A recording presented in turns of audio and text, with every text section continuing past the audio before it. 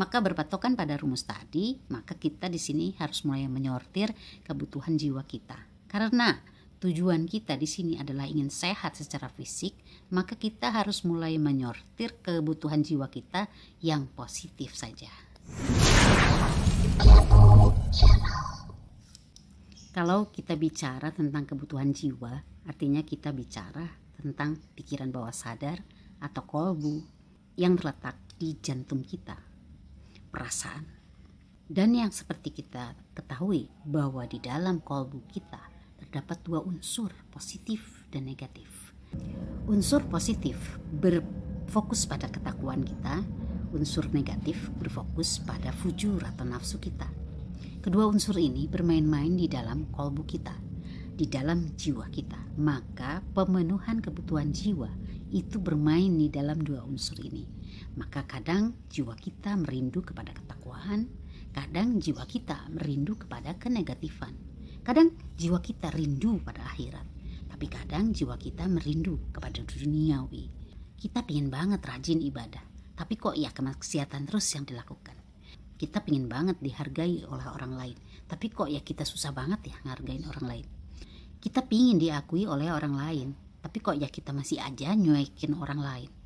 Kita pengen dihargai oleh orang lain, tapi kok ya kita masih aja ngerendahin orang lain. Kita pengen diperhatiin orang lain, tapi kok ya kita masih bisa aja nyuekin orang. Nah, bibit-bibit ini berasal dari dua unsur ini dan ada di dalam jiwa kita. Kenapa kita harus belajar tentang jiwa? Sedangkan channel ini membahas tentang kesehatan.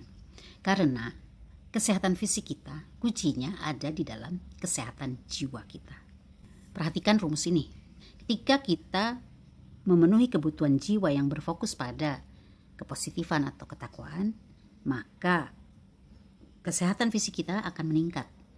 Tetapi ketika kita memenuhi kebutuhan jiwa yang berfokus pada fujur atau nafsu, maka kesehatan fisik kita akan menurun.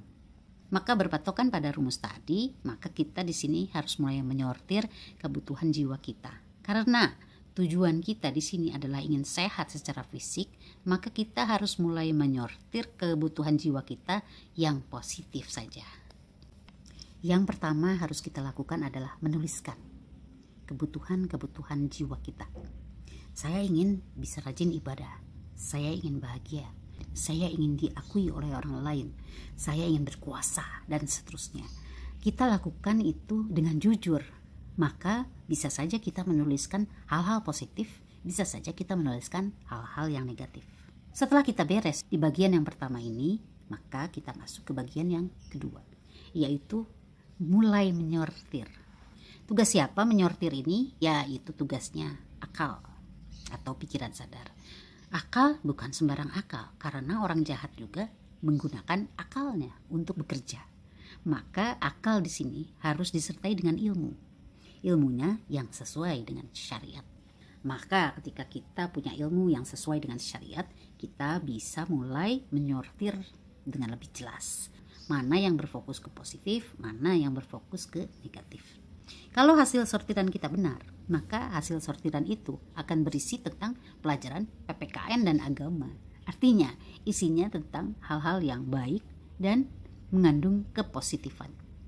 Lalu kita mulai masuk ke bagian berikutnya, yaitu mulai menjalankan pemenuhan kebutuhan kita berdasarkan hasil sortiran kita. Nanti di dalam perjalanannya kita pastinya akan menghadapi ujian dan hambatan.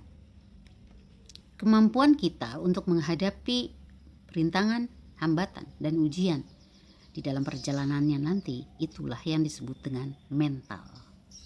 Jadi kita disebut bermental sehat dan kuat ketika kita bisa melewatinya dengan slay, dengan smooth, tanpa merugikan pihak-pihak manapun. Tapi ketika kita tidak mampu untuk melewatinya, maka kita dikatakan memiliki mental yang lemah. Semoga kita bisa dengan lancar memenuhi kebutuhan jiwa kita, sehingga kebutuhan fisik kita juga akan membaik. Amin. Kepo Channel.